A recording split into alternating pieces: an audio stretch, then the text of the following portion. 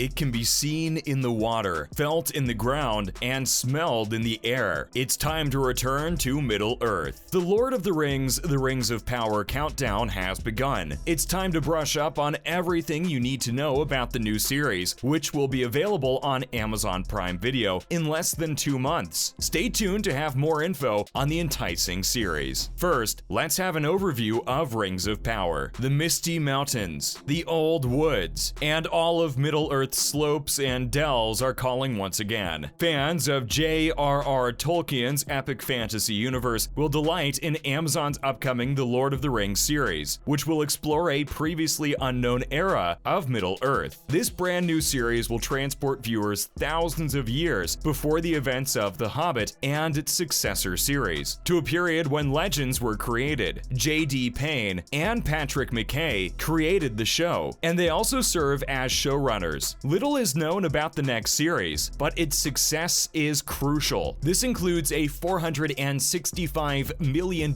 price tag for the first season alone. The Lord of the Rings of Power event promises to be one of the most ambitious streaming productions ever done, with a budget like that and generations of followers waiting in the audience. So no worries there. Well, with that in mind, let's dive into more information on the show. When will the series Rings of Power premiere? Are you eager to know the official date when the show will premiere? Well, don't look further, since we've got you covered. The first season of Amazon's The Lord of the Rings of Power, will premiere on September 2nd, 2022. The series will be available on Amazon Prime Video in over 240 countries. Amazon confirmed the series' first season would consist of 8 episodes at the Television Critics Association 2020 Winter Press Tour. The length of each episode has not yet been disclosed. It will serve as a predecessor. The television series will be set in the Second Age of Middle-earth, according to Amazon. The Second Age spanned 3,441 years and concluded with the defeat of the enemy in the Lord of the Rings trilogy, the Dark Lord Sauron. Well, what do we know of the Ring of Power trailer? During the Super Bowl 2022, Amazon published the first trailer for The Lord of the Rings